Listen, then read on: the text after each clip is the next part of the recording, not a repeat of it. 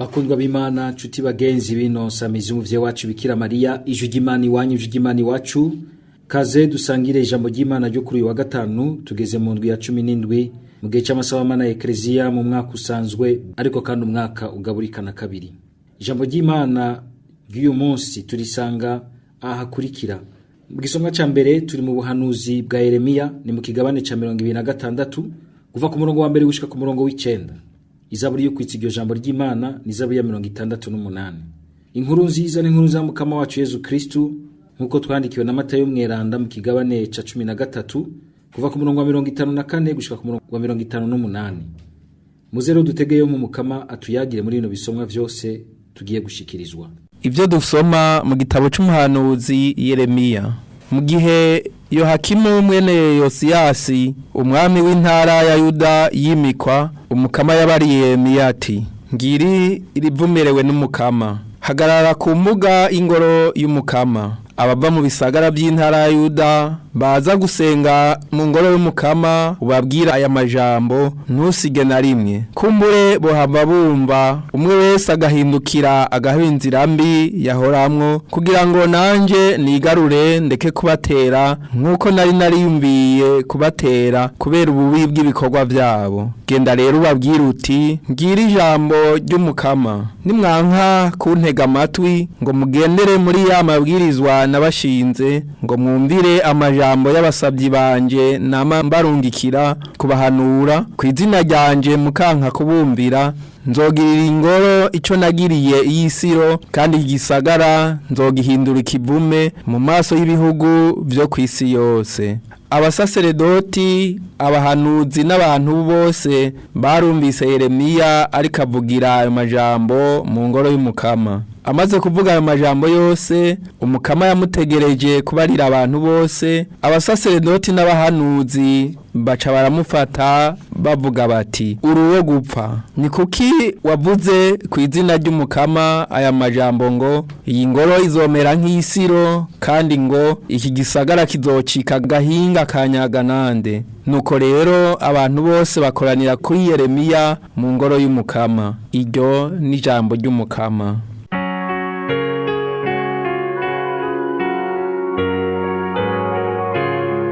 Muri iki gihe kiroranye nyumvira Mana wuzuye imbabazi. Muri iki gihe kiroranye nyumvira Mana wuzuye imbabazi. Abanyankira ubusa barusha ubwishi umushatsi wanje, abanziza ubusa ntibagira igitigiri. Jeho ko ataho nivye no kwishura nte. Muri iki gihe kiroranye nyumvira Mana wuzuye imbabazi. Nanone ntukwampogwa wewe, namaramajwe nuko nakwiguze, mbere no mu muvukano wanje sigaye meze nka Murundi, bene mama ntibakimenya, kuko natakajwe n'umwete w'ingoro yawe, kuko igitutsi ututwe kinsesera. Muri iki gihe kiroranye nyumvira Mana wuzuye imbabazi. Jeho mboneyeho kugutakambira Mukama, muri iki gihe c'uko nyereka ubuntu bwawe Mana mfise, nunyishure kubera imbabazi nyinshi umfitiye, kuko ari wewe woshobora kunkiza gose. Muri iki gihe kiroranye nyumvira Mana wuzuye imbabazi.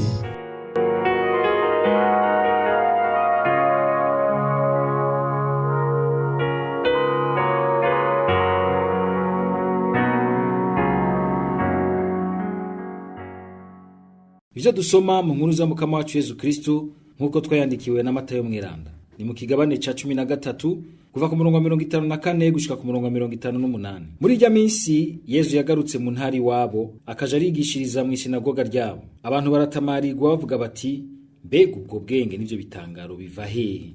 None urya si wa muhungu w'umubaji? Nyina ntiyitwa Mariya? Bene wabo si Yakobo, Simone na Yuda? Bashikibe bose ntitubana?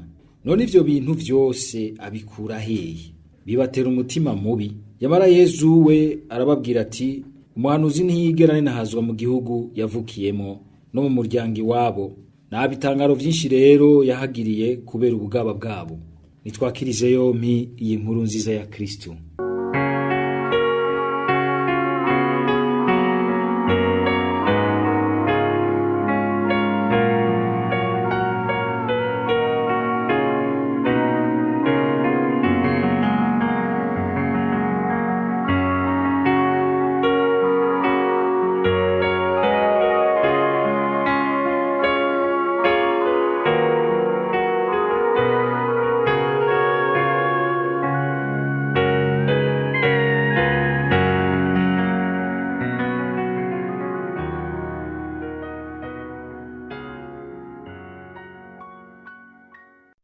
bavukanye ntoreza Imana. Mu gisomwa ca mbere ijambo ry'Imana riraje iwacu rizananye kandi n'ubu mu buhanuzi bwa Yeremiya.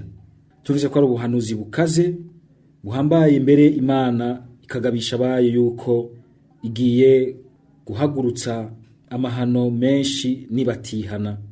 Imana mbere igakangira rwose, irashaka gukangura igihugu cayo cahunikiye kigasinzira mu kwibwira ukutariko kw'ingoro y'Imana ibabereye ikibarinda kigahagarikira ko ataco bakomakoma na gato. Ariko ivyo naho babigaragaza ukamengana ukwizigira Imana, muri bo barihakanye Imana, barayitera akagere n'ijambo ryayo, kuko n'abahanuzi bayo barabateye akagere. Bishinga kwirunda ko abahanuzi baguma babaryosha babahendesha ubuhanuzi butari bwo, bakirukana bagashibirira kure abahanuzi b'ukuri Imana idahengeshanya kubarungikira.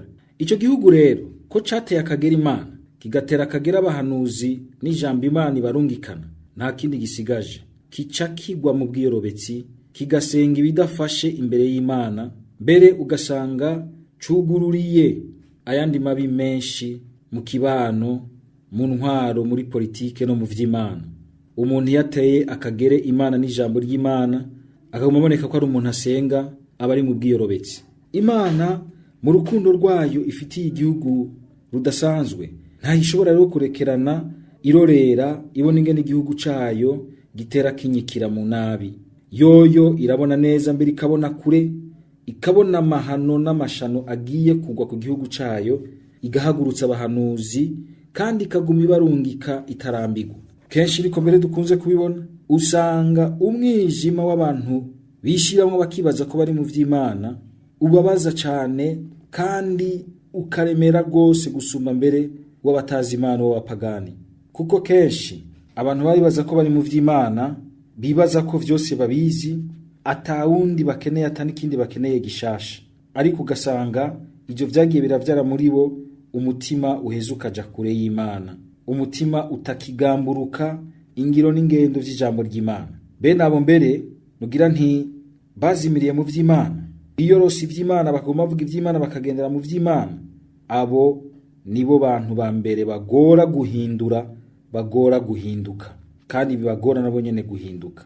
Nkako bibaza ko babizi vyose kandi ko vyose babizinanyemwo n'Imana, bakibaza ko gutyo rero ataco bakomakoma. Ariko burya tuba koko mu mahoro n'umutekano vy'ukuri igihe tugerageje kuguma mu ngiro n'ingendo y'Imana, mu muhora w'Imana ishaka. Iyo tuvuyeyo naho twoba twiyorose ivy'Imana, ntidushobora vy'ukuri kuguma muri uyo muhora waho dukingirwa n'Imana, kuko tuba twawuvuyemo. Mu nkuru nziza Yezu nk'uko tuvyumvise kuri Yeremiya, nawe nyene agahangana nabi wabo batamwumva, batamwakira i Nazareti, baratirimukijwe n'ukungene ari umuntu ayaga agakora ibitangaro bidasanzwe, kandi bazi ko ari umuntu ava mu karyango kaba yabaye bazi ka Mariya na Yosefu mubaji. Arakora ibyiza vyinshi, ariko kuri bamwe bikabatera umwavyi, bikabatera umutima mubi, bikabatirimutsa. Ahubwo bari guhimbagwa nuko uwiwabo abateye iteka, agakora ibikorwa bituma avugangwa, mbere ni wabo hakavugangwa hirya no hino. Biradushikira kenshi ugashobora gusanga igihe dukora ivyiza hariho bamwe bavyakira mu yindi mitima mibi, bikabatirimutsa, bikabatera umutima mubi, kuko akenshi usanga bavyakirana umutima wuzuye ishari. Yigira ko ari iki, atigenza nk'abandi bose, aturushiye kugira ngo atubwire yuko ari we yotwigisha, turazi yava nuwahanaka, turamuzi.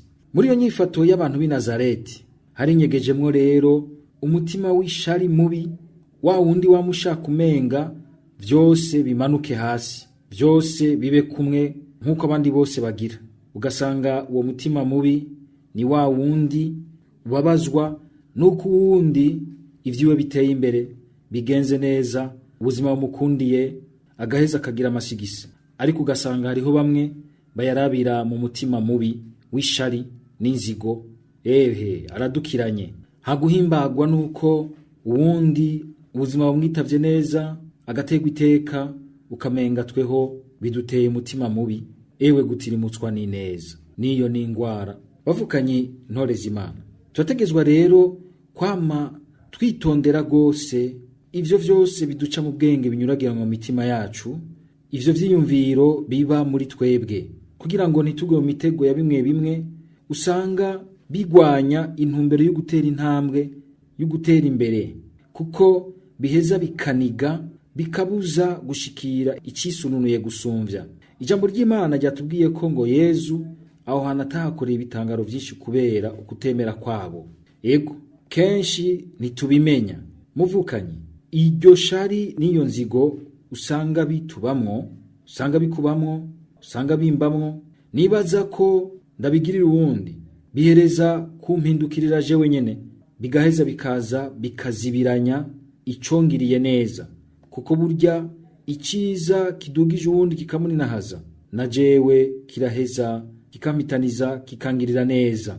Twero kuba twiyugarana ngo usange mbere twugaye twabujije aho ineza n'umuhezagiro vyari bije iwacu kumbure biciye ku wundi. Twimenyereze kwiyugurura mu mwizero uwundi, tukamwiyugurura neza, na cane cane abo twibaza ko tuzi, tugira tuti nta n'inkono y'itabi bazovamwo, ntaco bashoboye, ntaco batwigisha, ntaco badusumbije. Turazi iyo bava, turazi intara yabo, turazi ubwoko bwabo, turazi umugambwe wabo, turazi binabiriya, ariko twame tugwana iyo ntambara yo kugwanya ishari n'umutima mubi muri twebwe, ngo duha akaryo Yezu gukora igitangaro, ahubwo giheza kikatuninahaza, kikaninahaza iwacu n'abacu, kikatuninahaza natwe, kikaninahaza umuryango wose. Amen. Kw'izina rya Data n'irya Mwana n'irya Mutima Mweranda. Amen.